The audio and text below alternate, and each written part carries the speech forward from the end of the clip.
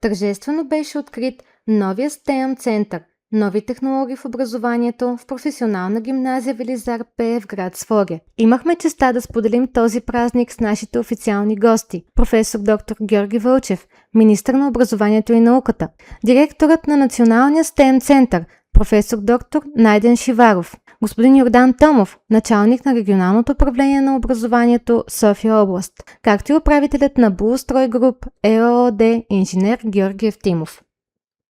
В своите изказвания официалните гости поздравиха ръководството на гимназията за последователността и за усилията, насочени към създаването на модерна образователна среда.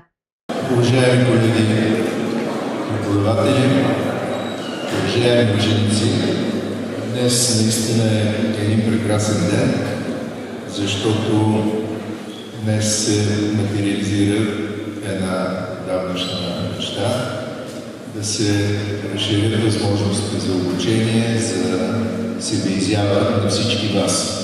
Защото е много важно в днешно време да намерите себе си колкото се може по-рано, да изберете пътя си напред и с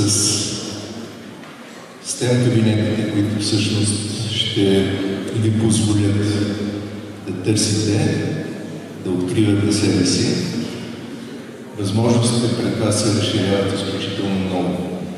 Но ако искате действително да вървите напред и да се чувствате като пълноценни хора, можете да го направите, спазвайки няколко елементарни неща. На първо време, оставяте от време на време на страни телефоните си. Знам, че съвременните поколения едва ли не се идентифицирате с телефоните си. Но знайте, че света, който ви представя на вашите телефони, не е истинския свет. Затова най-напред отворете сетивата си. Търсете света през вашите собствени сетива. Ако направите това, ще започнете да развивате умовете си, защото трябва да забавявате тази информация, която постъпва при вас от сетивата. Пожелавам на всички вас успешен път напред, успешни изяви в поприщата, които сте избрали, и обичайте родното училище, родния град, защото те винаги ще бъдат част от вас. На добър час! Господин Найден Шиваров. Позволете ми да кажа няколко думи за проекта като цяло и конкретно за вашето училище.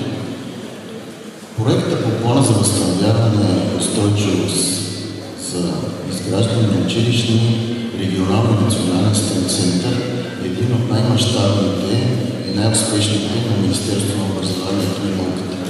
Той е на стойност на 5,5 милиард лева и по него вече имаме удоволствието да ви съобщим, че има изградени над 2000 училищни STEM центрове, 3 регионални STEM центрове в 3 държавни университета, в Шуменския университет, в Пловдивския университет, в Благоевградския университет също са изградени.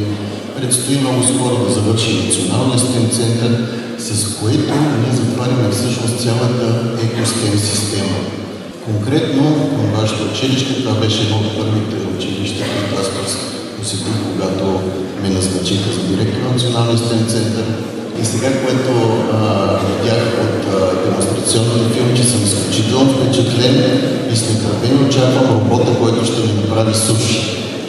И накрая специално за да поканя директора и да му връча един плакет с благодарност за сътрудничеството при създаването на интегрирана учебна среда, която повишава интереса на учениците към науката, технологиите, инженерството и математиката, защото благодарение на него и неговия екип вие сте направили прекрасни неща в това училище. Заповядайте! Празничната програма продължи с музикални и танцови изпълнения. Пред присъстващите се изяви музикалната група към професионална гимназия Велизар Пеев класа ФАН.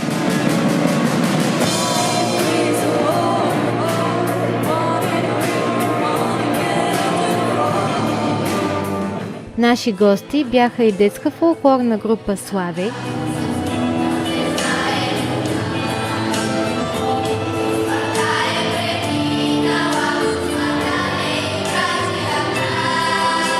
детски танцов състав Церовче при Народно читалище Христо Ботев 1929 село Церов.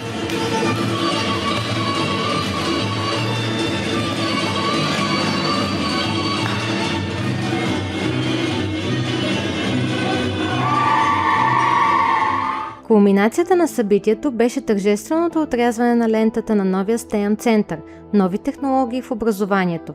След официалната церемония, гостите разгледаха новоизградените и обновени учебни пространства в гимназията. Новооткритият STEM център включва направленията роботика и киберфизични системи, дизайн и 3D прототипиране.